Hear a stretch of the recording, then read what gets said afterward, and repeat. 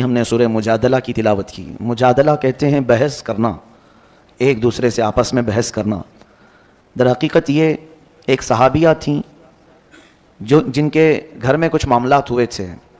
مطلب یہ تھا کہ ان کے شوہر نے ان کو یوں کہہ دیا تھا کہ تو میرے لیے میری ماں کی طرح ہے. اس کو زہار کہتے ہیں. ایک ہوتی ہے طلاق اور ایک ہے زہار. زہار اور طلاق دیکھنے میں سیم ہیں لیکن دونوں کے احکام الگ ہیں. میں اکثر یہ کہا کرتا ہوں کہ نوجوان نسل کو بھی یا جو شادی شدہ ہیں ان کو طلاق کے مسائل بھی سیکھ لینا چاہیے، اس لیے کہ ہم داخل ہونے کے راستے تو جان لی ہے لیکن خارج کس سے ہوتا ہے یہ بھی معلوم ہونا چاہیے. مثال کے طور پر کسی جگہ آپ انٹر ہو رہے ہیں تو آپ کو یہ بھی معلوم ہونا چاہیے کہ ایگزٹ کہاں سے ہے. اسی طرح شادی کے ذریعے سے آپ ایک نئی زندگی میں داخل تو ہو جاتے ہیں، شادی کے مسائل سب سیکھ لیتے ہیں، اور اس میں بھی بہت سارے لوگ نہیں سیکھتے شرعی طریقہ کیا ہے. لیکن میں سمجھتا ہوں کن چیزوں سے ٹوٹ جاتی ہے شادی یا نکاح، یہ امپورٹنٹ ہے سیکھنا تاکہ غلطی سے اس دروازے پر نہ جاؤ. بہت سارے لوگ طلاق پوری ہو جاتی ہے تب مسئلہ پوچھنے آتے ہیں. اس ڈاکٹر کے پاس علاج کرانے کے لیے اپنے بچے کو لے جا رہے ہیں جو بچہ گھر میں مر گیا ہو، وہ کیا علاج کریں؟ علاج ہوگا؟ ابھی سانسیں باقی ہیں اور بیمار ہے، تب آپ ہاسپٹل لے جائیں تو پتہ چلتا ہے کہ کچھ علاج ممکن ہے. لیکن یہاں پر گھر میں پوری طلاقیں دے چکے ہوتے ہیں تب پھر مسئلہ پوچھنے آتے ہیں. مسئلہ تو آپ کو خود معلوم ہونا چاہیے کہ جب کوئی مرد اپنی عورت کو 3 مرتبہ طلاق کہہ دے تو اس کے لیے وہ حرام ہو جاتی ہے. طلاق مغلظہ اس کو کہتے ہیں اور یہ قرآن سے ثابت ہے. وہ اس کے لیے حرام ہو جاتی ہے، اجنبی عورت کی طرح ہو گئی، اس سے فوراً وہ الگ ہو جائے. اب وہ اس کے لیے حلال اس وقت تک نہیں ہوگی جب تک وہ عدت گزارے، پھر کسی اور سے نکاح کر لے. اب وہ دوسرا مرد اپنے اختیار سے جب چاہے اسے چھوڑے، پھر اس کی عدت گزارنے کے بعد پھر یہ پہلے شوہر کے لیے حلال ہو سکتی ہے. یہ طلاق کا پروسیس جو 3 طلاق ہو جائے. ہاں ایک بار اگر کسی نے کہا طلاق یا 2 مرتبہ کہا تو ابھی اسے بچایا جا سکتا ہے. یہ طلاق رجعی اس کو کہتے ہیں. اس میں رجوع کر سکتا ہے، واپس لے سکتا ہے، یعنی پھر اس کو دوسرے کسی کے نکاح میں دینے کی ضرورت نہیں بلکہ خود ہی اس کا ہاتھ پکڑ لے اور کہہ دے کہ میں تجھے واپس کر لیا، تو یہ 1 طلاق یا 2 طلاق میں وہ واپس ہو جائے گی. اس کو طلاق رجعی کہتے ہیں. بتانے کا مطلب یہ ہے کہ یہ مسائل ہر مسلمان کو معلوم ہونا چاہیے. کچھ لوگ یہ کہتے ہیں غصے میں نے بول دیا اسے. تو میاں پیار میں کون بولتا ہے طلاق؟ غصہ آتا ہے تبھی تو یہ ساری چیزیں ہوتی ہیں. غصے پر کنٹرول ہونا چاہیے. غصے ہی کی حالت میں اکثر لوگ کہہ جاتے ہیں اور اسی وقت جو کہی جاتی ہے وہ واقع ہو جاتی ہے. غصے میں آدمی بے قابو ہوتا ہے. تو یہاں پر بہت سارے لوگ یہی عذر لے کر کے آتے ہیں، غصے میں بولا ہوں یا ہوش میں نہیں تھا بول دیا ہوں. میرے عزیزو، یہ سارے بہانے شریعت نے نہیں قبول کیے. حتیٰ کہ ایسے نشے کی حالت میں بولا کہ آسمان و زمین کو بھی نہیں پہچان پاتا، اس وقت بھی بولا تو بھی واقع ہو جائے گی. اس حالت میں بھی اگر کہا ہو تو واقع ہو جائے گی. میرے کہنے کا مطلب یہ ہے کہ ان تمام مسائل کو سیکھ لینا چاہیے. یہ ہوئی طلاق. ایک ہے زہار. جو عورتیں تم پر حرام ہیں، مثال کے طور پر تمہاری ماں، بہن، بیٹی، یہ آپ کے اوپر حرام ہے نا. پھوپھی، خالہ، یہ آپ کے لیے ابدی حرام ہے، ہمیشہ کے لیے حرام ہے. ان سے نکاح نہیں کر سکتے تم. ماں سے کوئی نکاح نہیں کر سکتا، بیٹی سے، سگی بہن سے، یا پھر اپنی پھوپھی سے یا خالہ سے کبھی بھی وہ زندگی بھر نکاح نہیں کر سکتا. ان کو محرمات ابدیہ کہتے ہیں، یعنی ہمیشہ کے لیے یہ عورتیں تم پر حرام ہیں، نکاح کے لیے حرام ہیں.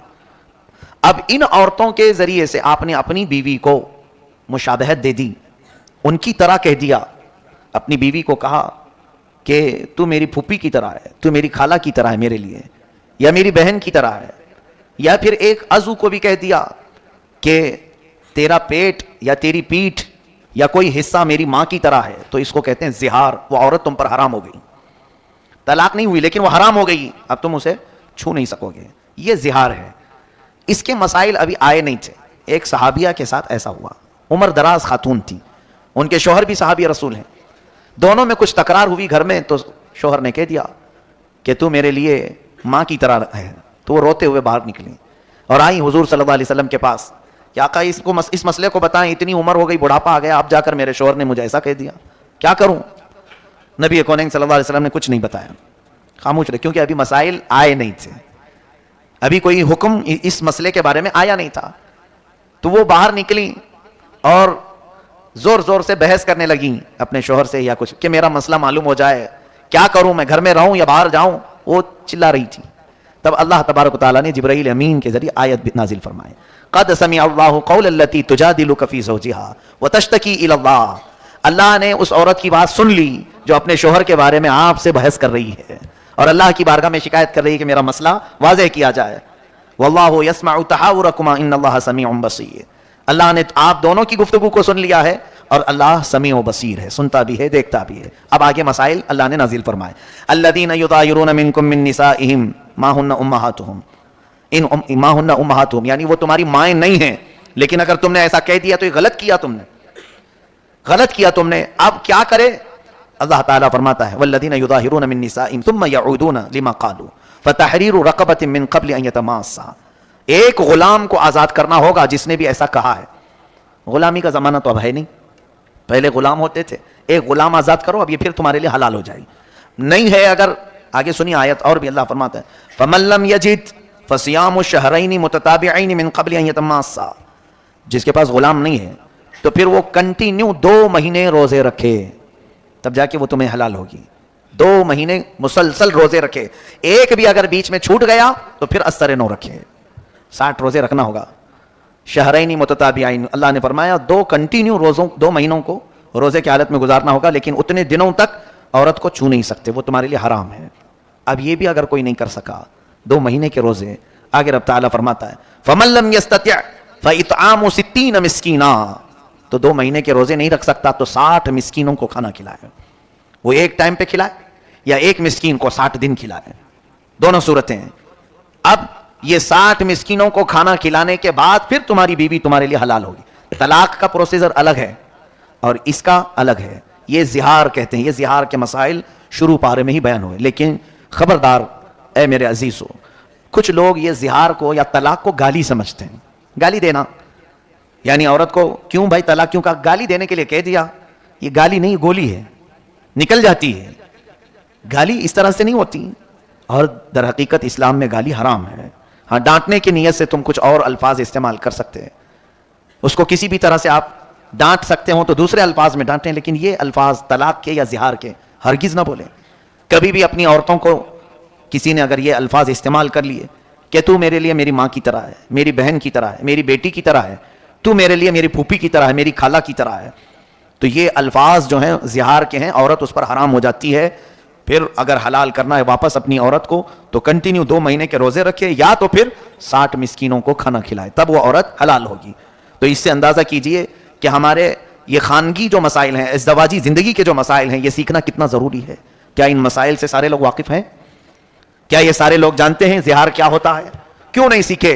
قیامت کے دن اگر تم میں سے کسی کے ساتھ ایسا معاملہ ہو گیا اور پکڑے گئے، اللہ تبارک و تعالیٰ نے پوچھا کہ تو اپنی بیوی کے ساتھ زہار کیا تھا پھر بھی ایسی زندگی گزارتا رہا، رب تبارک و تعالیٰ کی بارگاہ میں اگر کسی نے یہ کہا کہ مولا مجھے معلوم نہیں تھا، تو 2 پکڑ ہوگی. سیکھا کیوں نہیں؟ اس پر بھی مار پڑے گی، اور کیا کیوں؟ اس پر الگ سزا ہوگی.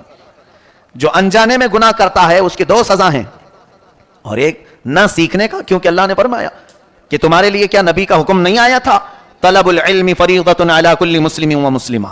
ہر مسلمان مرد اور عورت پر اتنا علم سیکھنا فرض ہے جس سے وہ اسلامی زندگی گزار سکے. یہ علم تو ہر ایک مسلمان پر فرض تھا، تم نے نہیں سیکھا، یہ غلطی تمہاری ہے.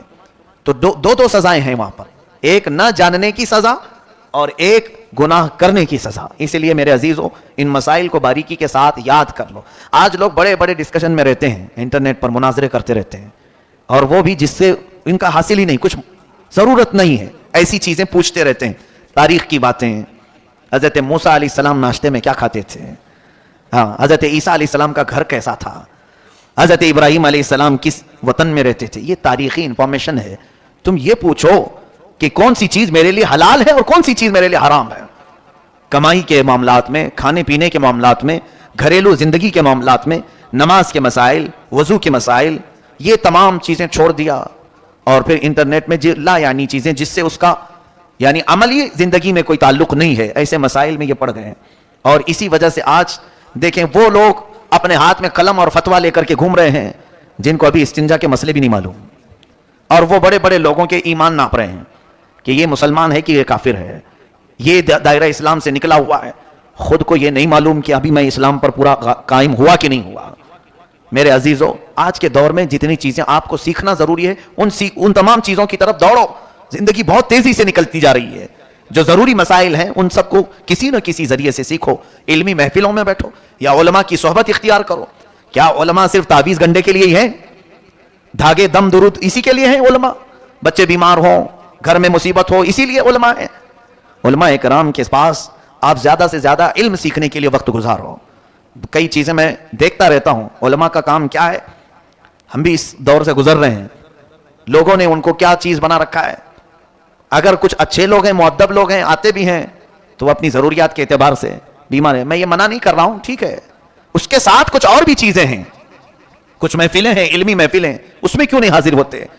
अपने बीमार बच्चों को लेकर के आते हैं। दो तरह के लोग आते हैं, या तो फिर दुआ करवाने के लिए, या तो फिर लोगों की गीबत करने के लिए।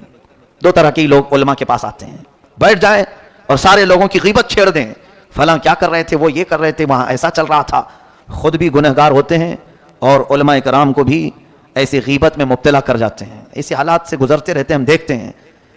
मेरे अजीजों, ये इल्म सीखने का मौका आपके पास अगर मिल गया है उलमा के जरिए से, तो ज्यादा से ज्यादा हासिल कर लो। सैयदना अमीर हमजा रदी अल्लाह तआला अन्हु, सैयदना उमर फारूक रदी अल्लाह तआला अन्हु फरमाते हैं कि हमको सूरह बकरा सीखने में 12 साल लग गए। 2.5 पारे की सूरह है। कौन? अमीरुल मोमिनीन उमर इब्न खत्ताब रदी अल्लाह तआला अन्हु। सूरह बकरा समझने, तफहीम, उसकी तमाम चीजों को मालूम करने में मुझे 12 साल लग गए। और खुद मेरे आका सल्लल्लाहु अलैहि वसल्लम सूरह हूद के बारे में फरमाते हैं कि सूरह हूद ने मुझे बूढ़ा कर दिया। और हम हैं कि छूना भी नहीं चाहते, कायदे कवानीन मालूम भी नहीं करना चाहते। हो सकता है कुछ उलमा थोड़ी देर के लिए नाराज हो जाएं आपके पूछने के तरीके से, लेकिन छोड़ो मत। हो सकता है कोई झिड़क दे, लेकिन छोड़ो मत, फिर हासिल करते ही रह जाओ, लगे रहो।